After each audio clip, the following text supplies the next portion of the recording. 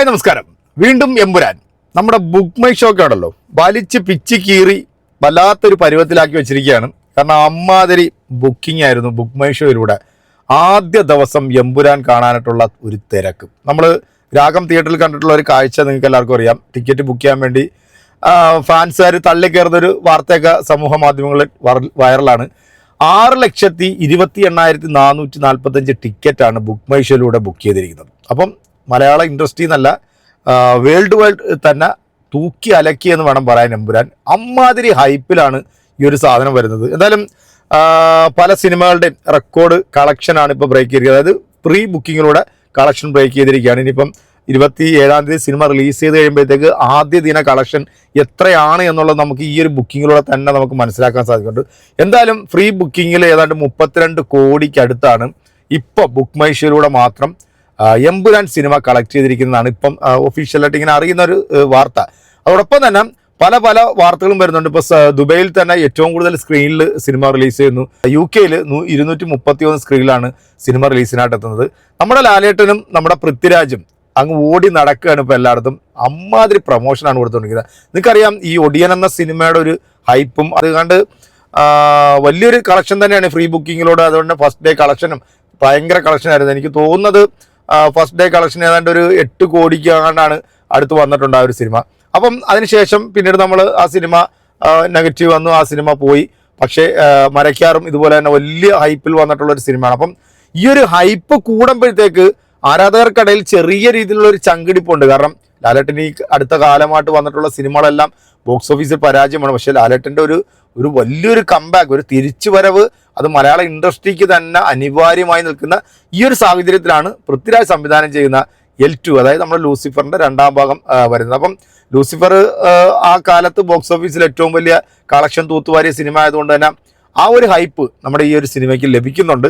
അതുതന്നെയാണ് ഈ സിനിമയുടെ ഏറ്റവും വലിയൊരു പ്ലസ് എന്നുള്ളത്. എന്നാലും എബ്രാം ഖുറൈഷി എന്ന് പറയുന്ന ലാലേട്ടൻ്റെ ആ ഒരു ക്യാരക്ടർ കാണാൻ വേണ്ടി തിയേറ്ററിലേക്ക് ഇടിച്ചു കയറാൻ വേണ്ടി തയ്യാറെടുത്ത് നിൽക്കുന്ന ആരാധകർക്കിടയിലേക്കാണ് ഇത്തരത്തിലുള്ള വാർത്തകൾ വരുന്നത്. എന്തായാലും ഫസ്റ്റ് ഡേ കളക്ഷൻ എനിക്ക് തോന്നുന്നു വിജയുടെ പടത്തിൻ്റെ കളക്ഷനാണ് കേരള ബോക്സ് ഓഫീസിൽ ഏറ്റവും വലിയ കളക്ഷൻ. അതായത് 11 കോടി രൂപയാണ്. ആ 11 കോടി ബ്രേക്ക് ചെയ്യുന്നുള്ള കാര്യത്തിൽ ഒരു സംശയം വേണ്ട. എനിക്ക് തോന്നുന്നു കൂടി ഒരു ചിലപ്പോൾ ഒരു 20 കോടിയിലേക്കൊക്കെ അടുത്തെത്താനായിട്ടുള്ള സാധ്യതയുണ്ട്. ഓപ്പണിംഗ് ഡേ അങ്ങനെയാണെന്നുണ്ടെങ്കിൽ മലയാള ഇൻഡസ്ട്രിയിലെ ആദ്യത്തെ റെക്കോർഡായിരിക്കും ഈ സിനിമ നേടാൻ പോകുന്നത്. അതായത് 50 കോടി എന്ന ആ ഒരു മിന്നുന്ന പ്രകടനം L2 എന്ന സിനിമ സ്വന്തമാക്കുമെന്നാണ് ഇപ്പോഴത്തെ ഈ ഒരു ബുക്കിംഗ് സ്റ്റാറ്റസ് വെച്ച് നോക്കുകയാണെങ്കിൽ നമുക്ക് പറയാൻ സാധിക്കും. എന്തായാലും വേൾഡ് വൈഡിൽ തന്നെ ഈ സിനിമ വലിയ രീതിയിലുള്ള ഒരു ബുക്കിംഗ് പിന്നെ ഓൾറെഡി ഇപ്പം തന്നെ ആയിട്ടുണ്ട്.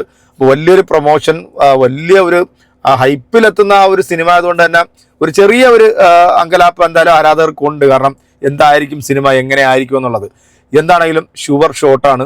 സിനിമ ഇൻഡസ്ട്രി ഹിറ്റ് അടിച്ചാൽ ആദ്യത്തെ മലയാള സിനിമയിൽ നിന്നുള്ള ഒരു 500 കോടിയിലേക്ക് എത്താൻ പറ്റുന്ന തരത്തിലുള്ള അതേ റേഞ്ചിലാണ് സിനിമ ഇപ്പം പൊക്കോണ്ടിരിക്കുന്നത്. ഇനിയിപ്പോൾ മലയാള ഇൻഡസ്ട്രി വിട്ട് കഴിഞ്ഞ് തമിഴ്, തെലുങ്ക്, കന്നഡ, ഹിന്ദി ഈ ലാംഗ്വേജുകളിൽ സിനിമ എത്രത്തോളം ഓഡിയൻസിനെ സ്വാധീനിക്കുന്നോ അത്രത്തോളം ഈ സിനിമയ്ക്ക് വലിയ ഒരു വിജയം കണ്ടെത്താൻ സാധിക്കും. അത് ഈ പറഞ്ഞ പോലെ ചിലപ്പോൾ ഒരു 500 അല്ലെങ്കിൽ അതിന് മുകളിലേക്കുള്ള ആ ഒരു ലെവലിലേക്ക് പോകാനായിട്ട് സാധിക്കും. കാരണം അതുപോലത്തെ പ്രൊമോഷനാണ് നമ്മുടെ പൃഥ്വിരാജ് ചെയ്തുകൊണ്ടിരിക്കുന്നത്. കാരണം പൃഥ്വിരാജ് കേരളത്തിലൊന്നും ഒതുങ്ങി നിൽക്കേണ്ട ഒരാളല്ല.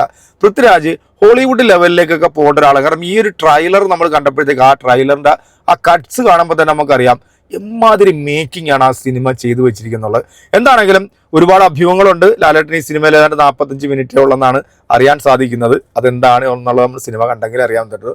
പിന്നെ ഒരു 35 മിനിറ്റ് ആദ്യം തുടങ്ങുമ്പോൾ ഫുൾ ഹിന്ദിയിലുള്ള സംഭവമാണ്. പിന്നെ നമ്മുടെ ഇതിനകത്ത് എനിക്ക് എടുത്തു പറയേണ്ട മറ്റൊരു കാര്യം എന്ന് പറഞ്ഞാൽ ഒരു ഡ്രാഗൺ കാണിക്കുന്നുണ്ട്. ആ ഒരു ഡ്രാഗണിൽ നമ്മൾ പല പ്രാവശ്യവും പറഞ്ഞു ഇത് ഫഹദ് ഫാസിലാണ് എന്ന് പറഞ്ഞു. പക്ഷെ എന്നാൽ പൃഥ്വിരാജ് ഒഫീഷ്യലായിട്ട് തന്നെ പറയുന്നു അത് ഫഹദ് ഫാസിലല്ല. എന്നാൽ പിന്നെ നമുക്കൊരു സംശയം, എൻ്റെ ഒരു ഇതാണ്, അതൊരു പക്ഷെ ചിലപ്പോൾ നമ്മുടെ പ്രണവ് മോഹൻലാൽ ആയിരിക്കാനായിരിക്കും സാധ്യത. കാരണം പ്രണവ് മോഹൻലാൽ ഒരു പക്ഷേ ചിലപ്പം ലൂസിഫറിൻ്റെ അല്ലെങ്കിൽ എബ്രാം ഖുറൈഷിയുടെ ഒരു ചെറുപ്പം അങ്ങനെ എന്തെങ്കിലുമൊക്കെ കാണിക്കുന്നതായിരിക്കും അവർ. പക്ഷേ അപ്പോൾ ഈ 45 മിനിറ്റ് ഒതുങ്ങി നിൽക്കുമ്പോൾ ബാക്കിയുള്ള സമയം അത്രയും ആരായിരിക്കും ഈ സിനിമയെ മുന്നോട്ട് നയിക്കുന്നത് അല്ലെങ്കിൽ മുന്നോട്ട് കൊണ്ടുപോകാൻ പോകുന്നത്?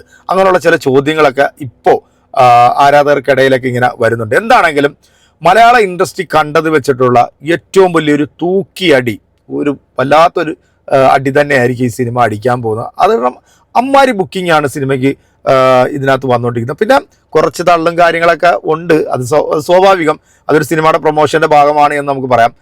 വലിയ രീതിയിലുള്ള ഒരു എന്താ പറയുക ബുക്ക് മൈ ഷോയിൽ ഒരു പ്രൊമോഷൻ ഈ സിനിമയ്ക്ക് ലഭിക്കുന്നുണ്ട്. അപ്പോൾ ഇതാണെങ്കിലും പോസിറ്റീവ് അടിച്ചാൽ സിനിമ പിന്നെ പിടിച്ചാൽ കിട്ടത്തില്ല, ഉറപ്പാണ്.